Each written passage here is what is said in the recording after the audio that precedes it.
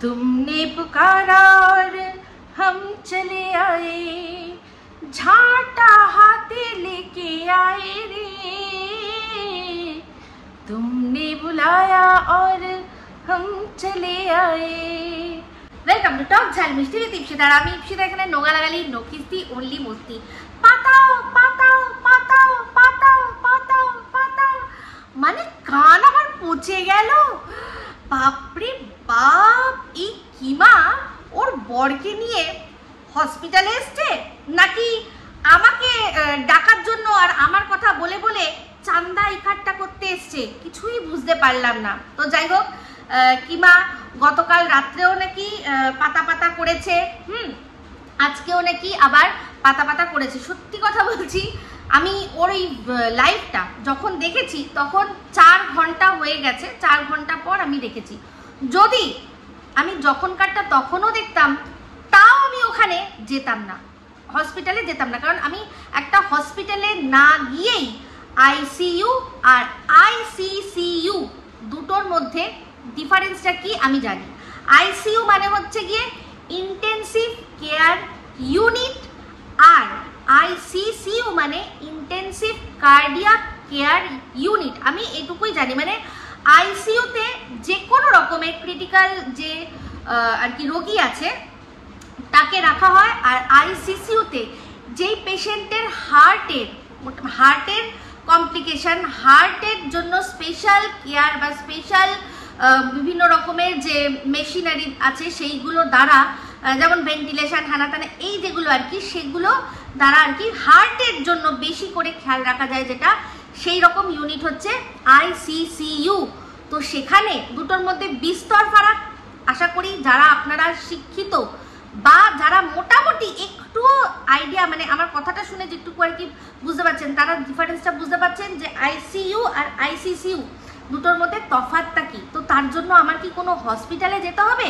পড়াশোনা করলে মোটামুটি মানুষ জানতে পারে যে আইসিইউ আর আইসিসিইউর মধ্যে তফাৎটা কি।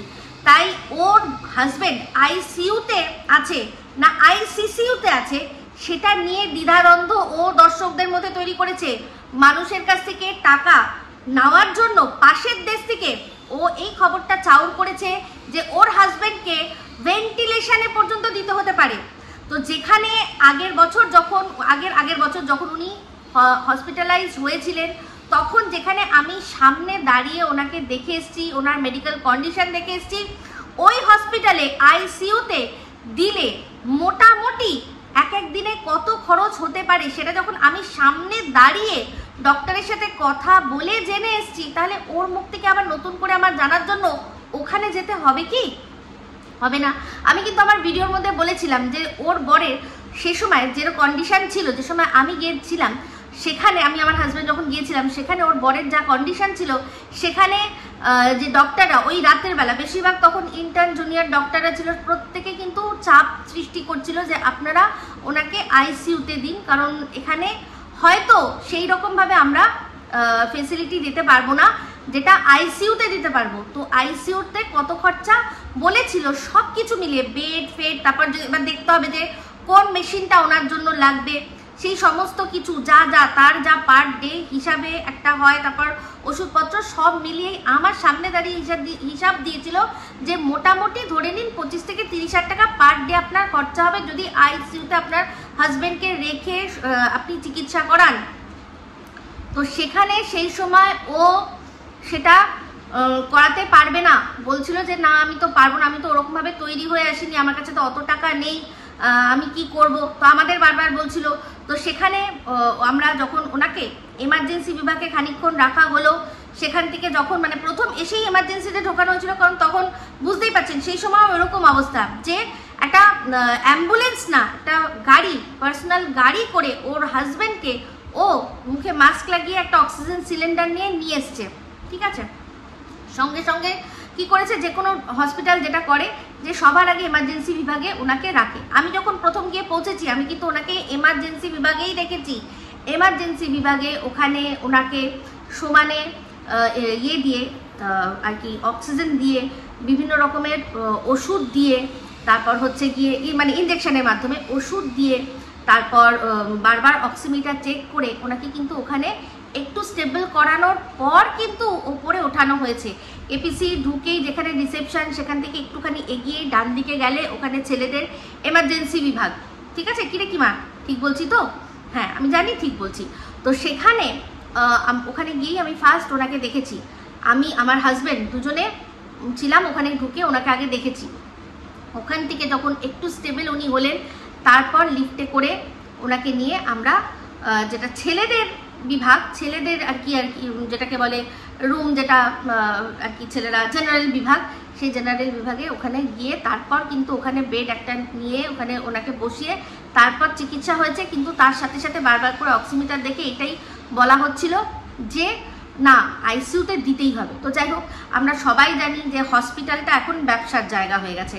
তো সেখানে আমি আমার হাজব্যান্ড বারবারই ওকে বলছিলাম যে দাঁড়াও, আমরা আছি, চিন্তা করো না, দেখছি, যদি সত্যি বাড়াবাড়ি হয় তখন তো ওনাকে দিতেই হবে, তুমি ভয় পেও না, আমরা দেখি, আগে দেখি না, আইসিইউতে দিলে তো দেওয়া এক্ষুনি কোনো ব্যাপার না, বলবো ওরা ওখানে শিফট করে দেবে। এখানে ওষুধ দিয়ে ইঞ্জেকশন দিয়ে সব টেস্ট ফেস্ট করিয়ে দেখা যাক না কি হয়। সেই রাতে ঠায় দাঁড়িয়ে যখন আমরা বারবার করে অক্সিমিটারে অক্সিজেন চেক করছিল, তারপর যখন একটা এমন অবস্থা, স্টেবল অবস্থায় আসলো যেখানে উনি মানে প্রায় এবার ঘুমিয়ে পড়বেন, তো তখন ডক্টর দেখে বললেন যে হ্যাঁ ঠিক আছে। তার মাঝখানে কিন্তু এই ওষুধ আনা, যেটা কিনা এই কিমা সে সময় আপনাদের সাথে নিশ্চয়ই পরবর্তীকালে শেয়ার করেছে, যে ওই যে ওষুধ কিনতে যাওয়া, মানে যেখানটায় রিসেপশন সেখান থেকে এই হসপিটালের যে ওষুধ, যেটা কিনা 24 আওয়ার খোলা থাকে, যে মেডিসিন শপটা, সেই রাস্তাটা একটা বিভীষিকা।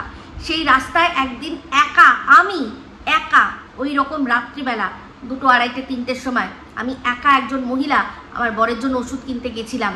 সেই সময় আমার বর বুঝেছিল যে কত বড় একটা আমার সাথে কোনো খারাপ কিছু হয়ে যেতে পারতো। তো যাই হোক, সেই জন্য সেই রাত্রে ওকে আমরা দেখেই ছেড়ে দিয়ে চলে আসিনি। ওর ওষুধপত্রও যাতে কিনতে গেলে আমরা যাতে সাথে করে যেতে পারি, ওই রাস্তা দিয়ে আমরা 3 জন হেঁটে যখন যাচ্ছিলাম তখনই গায়ে কাটা দিচ্ছিল। সেখানে সেই মানে অন্য আরেক দিনের কথা বলছি, সে সময় আমি একা, আমার বরের জন্য, বর বাইরে ট্যাক্সিতে বসেছিল, পায়ে এত ব্যথা সে হাঁটতে পারছিল না, আমি ওষুধ কিনতে গেছিলাম। তো যাই হোক, সেই দিনগুলো মনে করতে করতে আমরা হেঁটে হেঁটে যাচ্ছিলাম।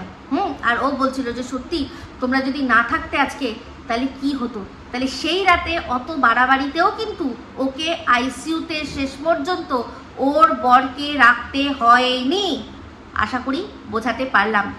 তো যাই হোক, আজকে দেখলাম ওর বরকে বসিয়ে বসিয়ে বলছিল আমাকে, পাতা পাতা পাতা পাতা করে বলছিল যে হ্যাঁ ওই যে সে এসছিল না আমাদের, তুমি বলেছিলে যে কত আমাদের হেল্প করলো, তো হেল্প করেছে, তার বদলে বাপরে বাপ কি বলেছে। তুই তোর যখন বরকে বলবি তাহলে সত্যিটা পুরোপুরি বলছিস না কেন, অর্ধসত্য কেন বলছিস? অর্ধসত্য তো মারাত্মক। তো তোর বর যে তোর প্রত্যেকটা লাইভ দেখে, সে তো সবটাই জানে যে আমি কেন বা কি জন্য কি কথা বলেছি। তোর বরের সুস্থতা কামনা করেছি, এটাও বলেছি উনি যদি আমার নিজের দাদা হতো তাহলে তোকে আমি নিজের ননদ হয়ে বুঝিয়ে দিতাম মজাটা কি। সেখানে তোর বর ওখানে হসপিটালে ভর্তি রয়েছে, তার কোভিড হয়েছে কি হয়নি তার প্রশ্নটা তোর বরের জন্য তুলিনি, তোদের জন্য তুলেছি, যারা কিনা এই কোভিড হয়েছে সেই পেশেন্টের সাথে যে দেখা করে এসছে, মানে তুই যে কোভিড একটা পেশেন্টের সংস্পর্শে থেকেছে, সেই মানুষটার সাথে আমরা কি জানি কোভিডে কি বলা হয়েছিল, সোশ্যাল ডিস্টেন্সিং মেনটেন, মানে একটা মানুষের সাথে একটা মানুষের কথা বলতে গেলে কমসে কম 3 থেকে 4 ফুট দূরত্ব থেকে কথা বলতে হবে। তারপর কি থাকতে হবে, মাস্ক থাকতে হবে। যে তুই একজন কোভিড পেশেন্টকে নিয়ে নাড়াঘাটা করেছিস, তোর হাতে কোনো স্যানিটাইজার নেই, কিছু নেই, তুই হ্যান্ড স্যানিটাইজ করছিস না, কিছু না, মাস্ক পরে নেই, সেই মানুষটাই তুই বিভিন্ন মানুষের সাথে একদম গলায় গলায় দাঁড়িয়ে দাঁড়িয়ে কথা বলছিস।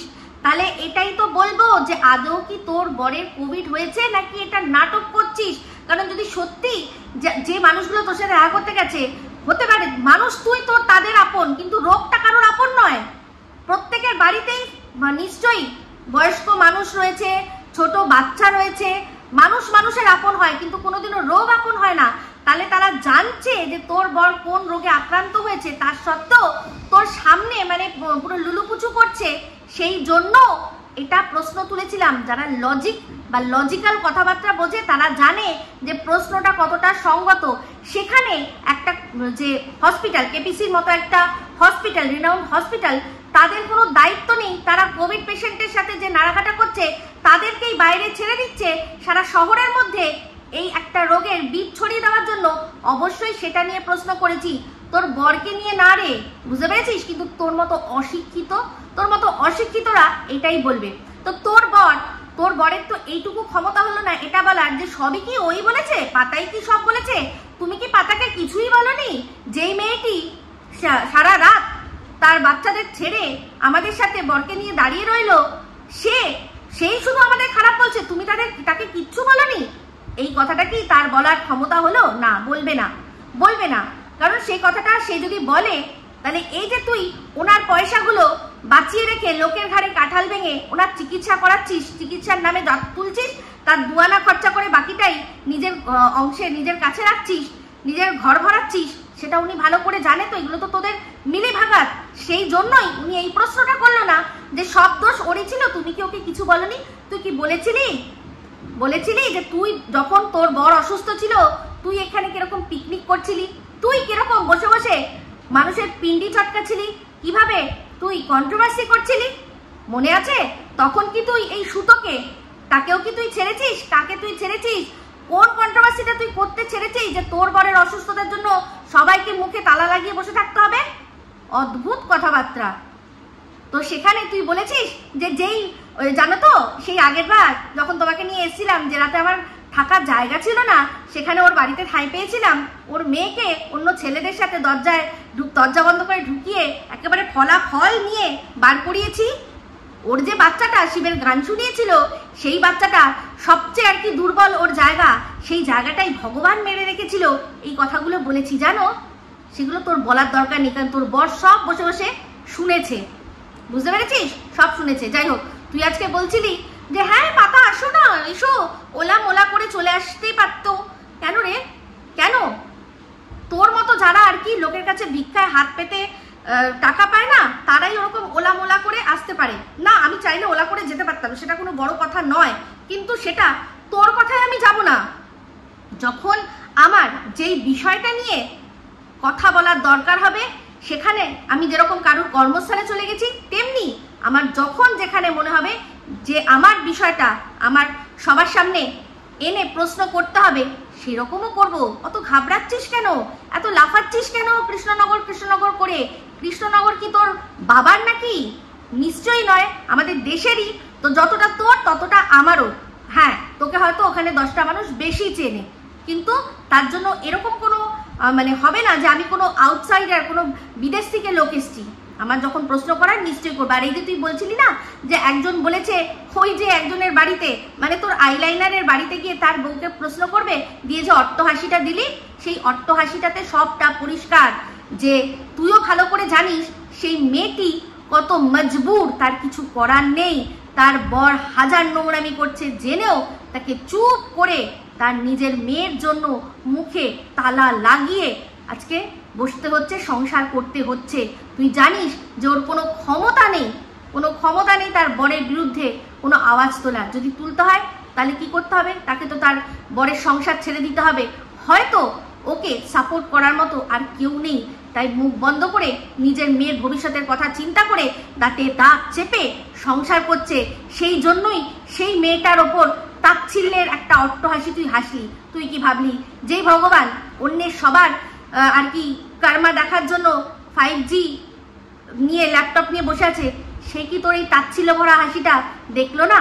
চিন্তা করিস না, তার ঘরেও একটা কন্যা সন্তান কিন্তু রয়েছে, যে কিনা মায়ের কষ্টটা দেখছে। এখন সে হয়তো ছোট, কিছু করতে পারবে না, কিন্তু একটা সময় আসবে। এই যে দেখ তোর বরের এত শরীর খারাপ, না তার ছেলে না তার মেয়ে কেউ আসছে না। হ্যাঁ, তোর বক্তব্য অনুযায়ী তারা হয়তো ফোনে খবর রাখছে, কিন্তু বলা যায় না, হয়তো এই লোকটা যেদিন এরকম পর্যায়ে পৌঁছাবে সেদিন হয়তো তার মেয়ে একটা ফোন করেও খবর নিতে নাও পারে। এটা অভিশাপ না, এটা একটা অনুমান। কারণ সে তার মায়ের সাথে হওয়া অন্যায়গুলো চোখের ওপরে বসে বসে দেখছে। হতে পারে সে ছোট, কিন্তু কোনো রাতে বালিশ ভিজাতে চোখে কান্না করতে চোখের জল ফেলতে সে তার মাকে কি দেখেনি? নিশ্চয়ই দেখে। তাই ভগবান সব দেখছে, সেটা মুখে না বলে সেটার উপর বিশ্বাস রাখ যে ভগবান সব দেখছে। কিভাবে তুই একটা সংসারকে মানে ভেতর থেকে রীতিমতো কুড়ে কুড়ে খাচ্ছিস। তো যাই হোক, ও একটা লাইভের মধ্যে বলছিল আমি তো আমার বান্ধবীর বাড়িতে একটা টাকাও খরচা করি না, আমি তো একটা টাকাও খরচা করি না, 10 টাকাও খরচা করি না। কিন্তু আমার কাছে যে খবর দিয়েছে যে তুই আসার আগেই নাকি এক দাদা বাবু গিয়ে বসে থাকে, তার কিন্তু হাতে সে প্যাকেট দেখেছে। সেই প্যাকেটে কি ছিল রে? আন্দাজ করে বলি, কারণ প্যাকেট ভেদ করে দেখার মতো ক্ষমতা তার ছিল না যে কিনা আমাকে বলেছে। কিন্তু এই কথাটা তো শুনেছি অনেক প্যাকেট ছিল। তাহলে কি ছিল রে? ও একটু মাছ, একটু মাংস, একটু বোতল, একটু কোল্ড ড্রিঙ্কের বোতল, এই সব সহযোগে বেশ ভালোই আর কি আসর জমানোই যায়, তাই না? এটা অনুমান করে বললাম। তো যাই হোক, অনুমান দিয়ে মনে পড়লো এই যে তোর বান্ধবীর কথা বলছিস যে সেই বান্ধবীর জন্য ম্যাডাম নাকি কিছুই করেনি। তাহলে কিসের পয়সা? হ্যাঁ, কি লেগেছে না 1000 টাকা লেগেছে। ম্যাডাম বলেছে যে হ্যাঁ আমি দিয়ে দেবো, চলো। কার জন্য দেবো? তোর কথা বলেছে যে ওর বান্ধবী তো ঠিক আছে, আমার মেলায় হারিয়ে যাওয়া বোনের বান্ধবী, তো আমি বোনের জন্য এটুকু করতে পারবো না। কার জন্য করেছে? তোর জন্য করেছে। যে 1000 টাকাটা দিয়েছে সেটা তোর জন্য দিয়েছে। তুই আজকে বলছিস ইস কি পিছাস বাবা, দেখো 1000 টাকার জন্য মরে যাচ্ছে। তাহলে ম্যাডামের তো খাটনির পয়সা, যারই খাটনির পয়সা হয় না তারাই কিন্তু সেই পয়সার জন্য মরে। আজকে দেখ না, তোর খাটনির পয়সাগুলো তোরা ব্যাংকে রেখে দিয়ে আর মানুষের কষ্টের পয়সায় তোরা কি করছিস না চিকিৎসা করাচ্ছিস। তাহলে তোদের চেয়ে বড় পিছাস আর দুনিয়ায় কেউ রয়েছে যারা কিনা অন্যের কষ্টের পয়সাগুলো নিয়ে নিজেরা ফুর্তি ফাট্টা করছে আর নিজেদের কষ্টের পয়সাগুলো জমিয়ে রেখেছে? তোর মুখে মানায়? তো ম্যাডামেরও তো আর তোর মতো কোনো আইলাইনার, কোনো সুরমা, কোনো কাজলদানি নেই যে বললেই সঙ্গে সঙ্গে টাকা চলে আসবে। সেই জন্য তোর মতো একটা আলবাল ছালের পেছনে পয়সা খরচা করেছিল কেন? তখন তোকে তুই বোন, তাই জন্য। কিন্তু আজ যে বোন বলছে, প্রতিজ্ঞা নিচ্ছে যে এনাকে আমি শেষ না করে ছাড়বো না, তাহলে বল আজকে তাহলে সেই মানুষটা কেন তোর বান্ধবীর জন্য কিছু করবে? তো যাই হোক এই কিমা বলছিল, শুনলাম এই যে যখন বলা হয়েছে যে ওর বান্ধবীর বাড়িতে আমি যাব, আমি বলেছি লাইভ করতে করতে যাব আর গিয়ে বলবো যে এই যে যেই ড্রেসটা নিয়ে ও হুলুস্থুলু এখনো বলছে যে হেলেন মার্কার ড্রেস, সেই ড্রেসটা পরেই আমি যাব ওর এরিয়ার, ওর লোকেদের জিজ্ঞাসা করব যে দেখুন এটা কোন হেলেন মার্কার ড্রেস। তো সেটা নিয়ে বলা হয়েছে যখন, তখন কিমা আর কি খুব আপত্তি যে কেন আমার বান্ধবী বাড়ি যাওয়া হবে, ওর সাথে আমি সম্পর্ক রাখবো না, হানা তেনা। তো যাই হোক, ওর ভিডিওর মধ্যেই শুনলাম যে রুনাদি নাকি বলেছে যে তুমিও তো একটা সময় বলেছিলে যে টিনা যেখানে থাকে, যে ফ্ল্যাটে যাবে সেখানে অভিযান করবে, সেখানে তুমি যাবে। তাহলে সেটা যদি যাওয়া তোমার বলা যদি অন্যায় না হয়ে থাকে, তাহলে এখন তোমার বান্ধবীর বাড়িতে যাওয়াটাও তো কোনো অন্যায় নয়। অবশ্যই সেখানেও বলছে কেন আমার বান্ধবীর বাড়িটা আলাদা বিষয়, আমার বান্ধবীর বাড়িতে আমি গেছি সেটা আলাদা বিষয়, আর টিনা যেটা করেছে সেটা আলাদা বিষয়। কারণ টিনা সন্দীপের সাথে অন্যায় করছে, তোমরা তো সব জানো। ও তো ডিভোর্স না দিয়ে আবার বিয়ে করে নিয়েছে, সংসার পেতে নিয়েছে, তোমরা সবটাই জানতে, তোমরা তো সমস্তটাই জানতে। তাহলে ও কি করছিল? সন্দীপের সাথে অন্যায় করছিল। তো ও সন্দীপের সাথে অন্যায় করছিল, সেখানে সন্দীপ যাবে, সেখানে এই কিমার যাওয়ার তো কোনো ব্যাপার নেই। কিমার সাথে তো টিনা কোনো অন্যায় করেনি। কিন্তু আমি যার বাড়ি যাওয়ার কথা বলছি সে সরাসরি আমার সাথে অন্যায় করেছে। তার বাড়িতে আমি গেছি, সে নিজে দেখেছে আমার ড্রেসটা, তার সত্ত্বেও এই ড্রেসটা পরে আমি হাজার বার আমি যখনই কথা উঠেছিল তার পরের ভিডিওটাতেই কিন্তু আমি পুরো পা থেকে মাথা অবধি পরে দেখিয়ে দিয়েছিলাম যে দেখুন এই ড্রেসটা কোনখান থেকে খারাপ। একটা পুরো ওয়ান পিস ড্রেস যেটার কিনা গলা এইটুকু, মানে একদম গলা এতটুকু, হাতা এতটুকু, পুরো পা অবধি, পায়ের কাছটায় ছোট্ট একটা স্লিট যাতে হাঁটতে চলতে অসুবিধা না হয়, মানুষ পরে না যায়। আর সেই আমি ওটার তলায় ভেতরে গোল্ডেন কালারের একটা শিমার লেগিংস পরে গেছিলাম। তাহলে কি এখানে খারাপ? নোংরা ড্রেস যেখানে সর্বাঙ্গ কোথায় দেখা যাচ্ছে, কোথায়? মানুষ তো যখন নিজের বাড়িতেও বসে নাইটি পরে বসুক, শাড়ি পরে বসুক, সেখানে তো মানুষ যখন বসে আরামসে, যদি জানি যে এখানে আমরা 3 জনই মহিলা আছি, কোনো পুরুষ নেই, তাহলে মানুষ তো একটুখানি জামাটাকে ওপর দিকে তুলেও বসবে। তার এখানে তো সে কোনো লোক নেই যে তাকে দেখানোর জন্য আমি জামাটা তুলেছি, তাই না? তা যাই হোক, তো সেক্ষেত্রে এই যে এই ওর বান্ধবী, সে তো সরাসরি আমার সাথে অন্যায় করেছে। তাহলে তার বাড়িতে আমি যদি গিয়ে প্রশ্ন করি, খারাপ তো কিছু করব না। যেখানে কিনা পরিষ্কার বলছে ওই বান্ধবীর বাড়িতে ও ওর বয়ফ্রেন্ডকে নিয়ে যায়, এমনকি মানে এর আগের দিনের ওর একটা লাইভের মধ্যে পরিষ্কার হয়ে গেছে, ও নিজের অজান্তেই বলে দিয়েছে যে তোমাকে আগেই কেউ টিপস দিয়েছিল যে আমি আমার বান্ধবীর বাড়িতে আমি কাউকে নিয়ে যাই, আমার বয়ফ্রেন্ডকে, কাউকে মানে বয়ফ্রেন্ডকে নিয়ে যাই, তোমাকে আগেই কেউ ছিল, তাই জন্য তুমি সেটা যাচাই করতে এসছিলে। তো সেখানে পরিষ্কার দেখুন, আমি ওর বান্ধবীর বাড়ি কোথায় সেটা তো আমি জানতাম না, ও আমাকে অ্যাড্রেস দিয়েছে, তারপরেই তো আমি গিয়ে ওখানে পৌঁছেছি। তার মানে এটাই যে ওর সাথে ছিল তাকে ও সেই জন্য ভাগিয়ে দিয়েছে। তাহলে এখানে পরিষ্কার এটাই যে আমাকে তো যে আর কি বলেছে, যদি ওর কথা সত্যি মানতে চাই, প্রথমত ওর বাড়িতে যাওয়ার সময় আমি জানতাম না যে ও কাউকে ওখানে নিয়ে যায়, আর যখন গেছি তখনও বুঝতে পারিনি যে ও কাউকে নিয়ে যায়। কিন্তু যখন ওর সাথে আমার ঝামেলা অশান্তি লাগলো, তখন ও আমার সাথে যুক্তিতে না পেরে এটাই বলল যে ওখানে তুমি দেখতে গেছিলে আমি আমার বয়ফ্রেন্ডকে নিয়ে যাই, আর তুমি ওরম হেলেন মার্কার ড্রেস পরে তাকে রিঝাতে এসেছিলে। তাহলে দেখুন, আমার যদি কেউ বলেও যে ও ওর বান্ধবীর বাড়িতে আর কি কাউকে নিয়ে যায়, কিন্তু সে তো আমাকে ওর বান্ধবীর বাড়ির ঠিকানা তো দিতে পারবে না, ঠিকানা কিভাবে যেতে হবে সেটা তো ওরা আমাকে বুঝিয়েছে। তারপর গিয়ে আমি পৌঁছেছি, আমি যেখানে মেন রোডে সেখানে নেমেও ওদেরকে ফোন করেছি, ওরা তখন আমাকে গাইড করেছে যে কিভাবে আসতে হবে, আমি সেভাবে এসেছি। আর ও বাড়ির থেকে বেরিয়ে যেখানটা আমি রিক্সা নিয়ে নামবো, যেখানে একটা স্কুলের কথা বলে, ওই স্কুল অব্দি এসেছি, ও সেখান থেকে নেমে সেখান থেকে আমাকে গাইড করে নিয়ে গেছে। তাহলে পরিষ্কার বুঝতে পারছেন যে এই যে কথাগুলো, ওর বান্ধবীর বাড়িতে সত্যিই কাউকে নিয়ে যায়, আর সে তখনও ছিল, আমি যাব বলে তাকে সরিয়ে দিতে হচ্ছে, সেই জন্যই ওর আমার ওপর এত রাগ আমি কেন গেছি। তো যাই হোক, তার বান্ধবী নিজে আমাকে ইনভাইট করেছিল, তাহলে তার দায়িত্ব বর্তায় আমার মান সম্মানের খেয়াল রাখা। সে যখন একজন ভদ্র মানুষ হয়ে একজনকে বাড়িতে ইনভাইট করেছে, তার মান সম্মান নিয়ে এরকমভাবে খেলা হচ্ছে, যেখানে কেউ ছিল না, তার সত্ত্বেও বলা হচ্ছে যে এইসব নোংরা কথা, তার তো প্রতিবাদ করা দরকার, কিন্তু সে প্রতিবাদ করেনি।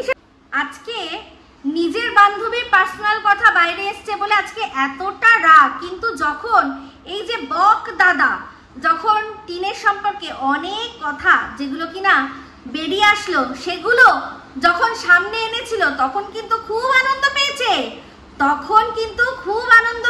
তখন কিন্তু এটা বলেনি যে দিদি ভাই এই খবরগুলো যখন এসছে তোমাদের কাছে এসছে, অন্য মানুষের কাছে দেখিও না, তখন কিন্তু সেগুলো নিয়ে কন্টেন্ট করেছে, সেই কল রেকর্ডিং গুলো বাজিয়ে বাজিয়ে ইনকাম করেছে। আজকে ওর বান্ধবীর সব কথা যখন বেরিয়ে আসছে তখন লাগছে জ্বালা। তাহলে কতটা অসভ্য, কতটা দোগলা হলে মানুষ এটা বলতে পারে, সেটা আপনারাই বিচার করুন। ঠিক আছে, আপনারাই তো দিনের পর দিন ওর চ্যানেল থেকে গোপন কথা ভেতরের কথা, যেই কথাগুলো ভিডিওই দেখা যায় না কোনো মানুষের, সেইগুলো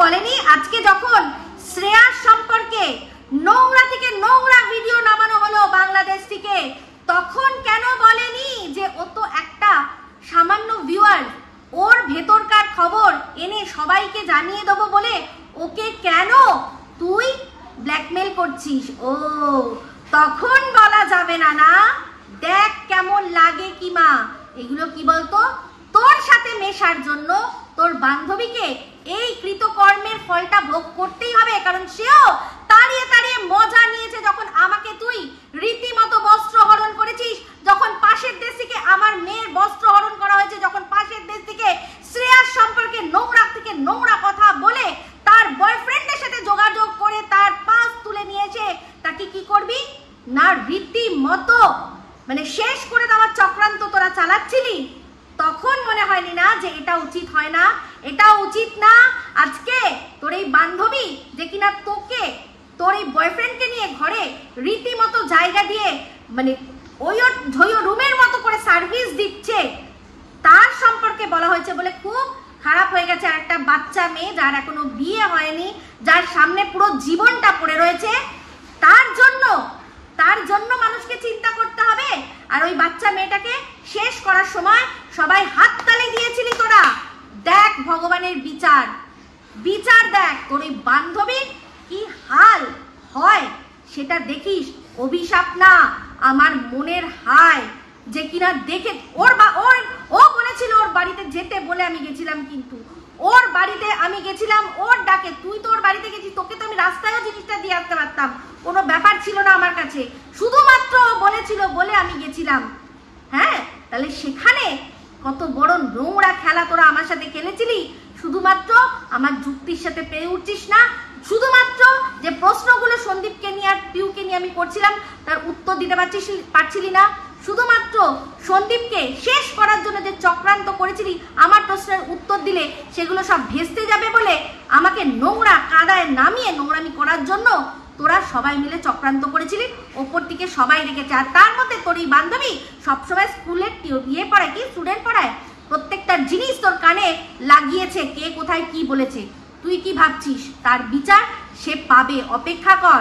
ওই যে যেই মন্দিরটা যেখানে গিয়ে দাঁড়িয়ে বলেছিলাম তোমার মন্দিরে ভগবান বিচার করে, সেই মন্দির থেকে ভগবানের আসল স্বরূপ বিদায় হয়ে গেছে, বিদায় হয়ে গেছে, লিখে দিলাম, বুঝতে পেরেছিস? এগুলো সমস্তটা হচ্ছে কর্ম। শুয়ে শুয়ে চিন্তা করবে এক সময় যে যখন অন্যায়টা হচ্ছিল ওই মেয়েটি যে কিনা আমার ডাকে আমার বাড়িতে আসলো তার সম্মান রক্ষার দায়িত্ব আমার ছিল, কিন্তু সে পারেনি, তাকে সেই হায়টা আমার লাগবেই, আমার হাই গিয়ে। অভিশাপ আমি কাউকে দিই না, কিন্তু মন থেকে চোখের জল ফেলে কষ্ট পেয়েছিলাম, সেই কষ্টটাই মানুষের হাই হয়ে গিয়ে মানুষের গায়ে লাগে, বুঝতে পেরেছিস? অপেক্ষা কর। এবার চলে আসি আরো একটা পয়েন্টে।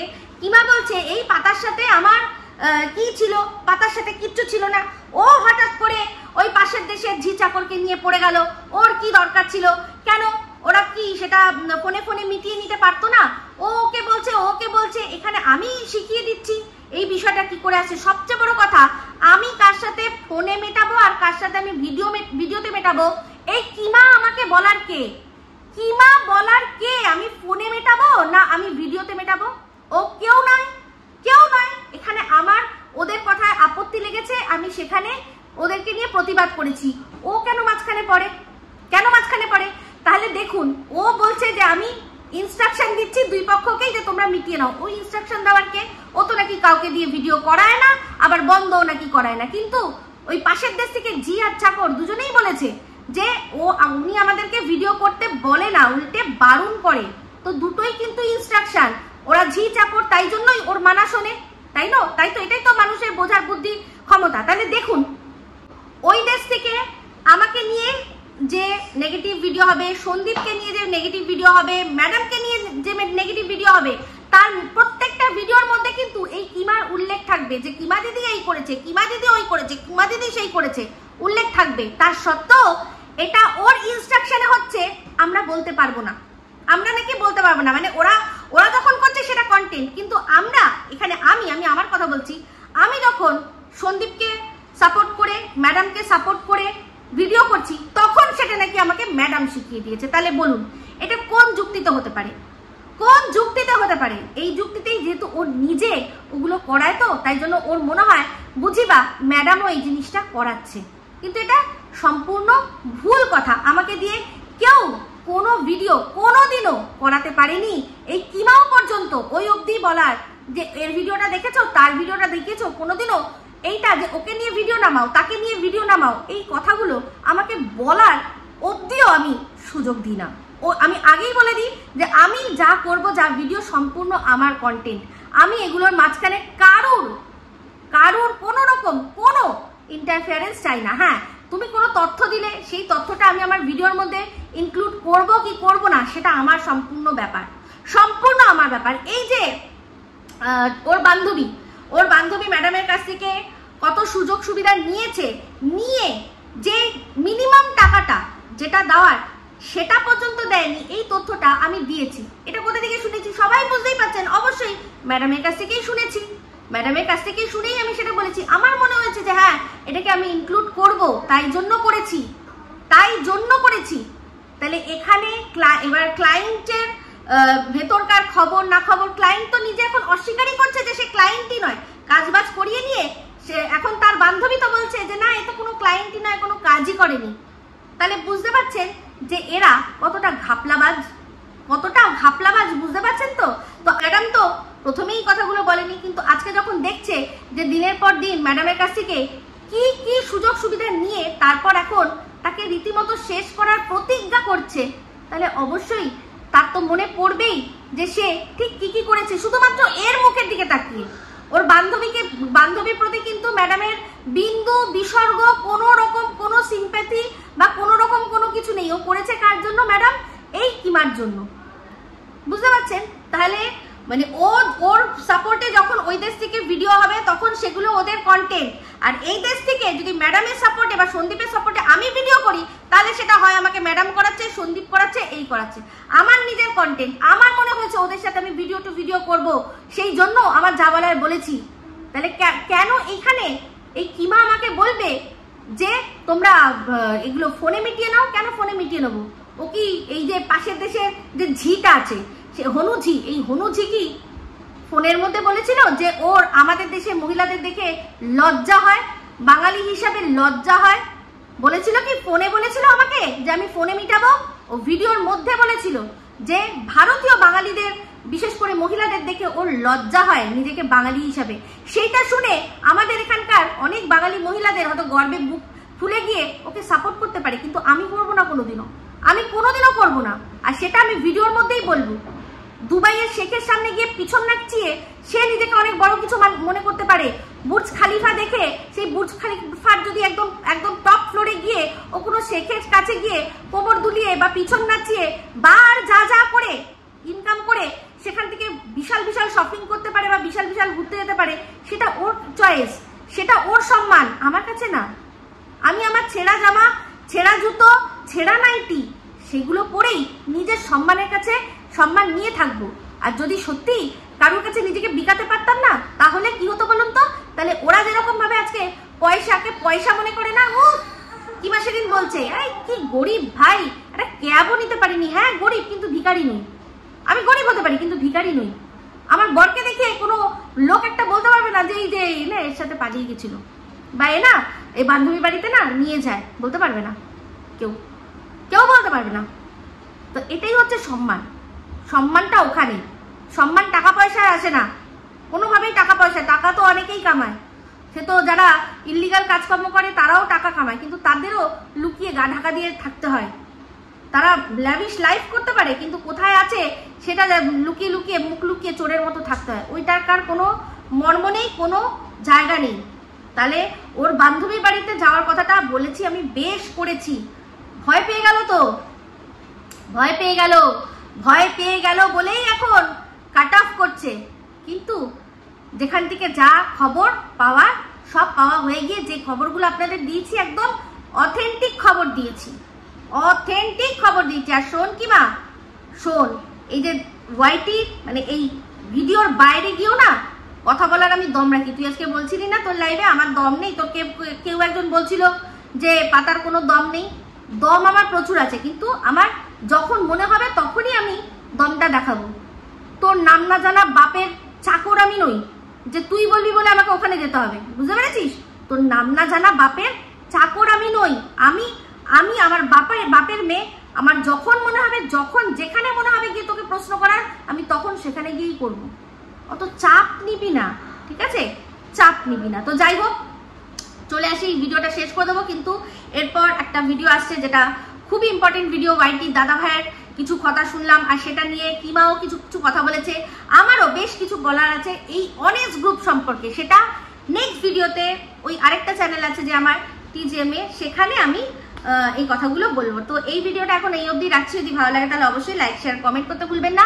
যারা চ্যানেলটা সাবস্ক্রাইব করেননি তারা সাবস্ক্রাইব করে নেবেন। সবাই ভালো থাকবেন, সুস্থ থাকবেন। আবার আসছি খুব শীঘ্র নতুন ভিডিও নিয়ে। Me Ipsita signing off, love you all. তবে যেতে যেতে লাস্ট একটা কথা কিমা তোকে বলি, এই যে তুই বললি না যে হ্যাঁ ওর বেডরুম, একটা বেডরুমে একটা খাটেই সবাই থাকে, তো একটা বেডরুমে একটাই খাট থাকে, তোকে আরেকটা খাট দিয়েছিলাম, তুই সেই ঘরে যাসনি। তোর খুব শখ হয়েছিল আমারই বেডরুমে গিয়ে তুই শুবি, কারণ জানিস আমার বেডরুমে এখন না হোক পরে সিনেমা টিভি দেখে আমার বর তো সেই ঢুকবেই, সেই জন্যই নাকি, সেই জন্যই তুই আমার যে ঘরটা ছেড়ে দিলাম, আমার মেয়ের ঘরটা ছেড়ে দিলাম, সুন্দর বাথরুম ওলা সব, আমার তো দুটো ঘরই বাথরুম ওলা, ছেড়ে দিলাম, তাও তুই সেখানে ঢুকলি না। তো যাই হোক, তুই বলেছিস একটা কথা যে আমার ঘরে সব যাই হোক না কেন বাথরুমগুলো খুব সুন্দর, হ্যাঁ সুন্দর মেনটেন করে রাখতে হয়। আর দেখেছিস না একটা অ্যাড হয়, গুলাবো ঘরের সম্মান কোথা থেকে আসে, তখন বলছে বাথরুম থেকে, ওই একটা যে ইয়ে হয় যেটা এয়ার ফ্রেশনার, তার একটা অ্যাড হয় না যে ঘরের সম্মান কোথার থেকে আসে, বাথরুম থেকে আসে। তো অবশ্যই তুই নিজেই বুঝিয়ে দিলি যে আমার ঘরের যেটা সবচেয়ে সম্মানীয় জায়গা, সেই সম্মানীয় জায়গাটা যেখানে মানে আর কি বাইরের লোক এসে দেখে ভাববে যে না হ্যাঁ এ পরিষ্কার রাখে, এ পরিষ্কার, এর বাথরুমটা এরকম পরিষ্কার, তার মানে এও পরিষ্কার, সেই জায়গাটাই কিন্তু সম্মান আমি ঠিক কেড়ে নিয়েছি। সেই জন্যই গুলাবো গন্ধ ছড়িয়ে দাও না বাথরুমে। তো আমার বাথরুমের সম্পর্কে তুই বলেই কিন্তু আমার ঘরের সম্মান অনেকটা বাড়িয়ে দিয়েছিস, বুঝতে পেরেছিস? বাদ বাকি তোর যখন ছোট বাচ্চা ছিল চিন্তা করে দেখিস কত তুই গুছিয়ে রাখতে পেরেছিস। আর এই ফার্নিচার না থাকাটা কোনো রকম কোনো অপমানের নয়, একটা ঘরে একটাই যে এসি থাকাটা কোনো অপমানের নয়। তোর মতো তো এই যে এইটা এটা এটা সব আমার কাজলদানি দিয়েছে, আমাকে তো কেউ বলতে পারবে না যে এটা এটা এটা আমাকে অন্য কেউ দিয়েছে। যা আছে যেটা আছে সম্পূর্ণটাই কিন্তু আমার আর আমার হাজবেন্ডের, বুঝতে পেরেছিস? এগুলো তুই বুঝবি না, কারণ এই সম্মানের থেকে তুই অনেক দূরে। যাই হোক, তুই বলেছিস যে আজ ওই নবদ্বীপের ওই জায়গায় তুই আমাকে নিয়ে গিয়ে বসাবি, এটা যে কত বড় ক্রাইম, পাশে একটা স্ক্রিনশট দিচ্ছি তুই দেখে নে।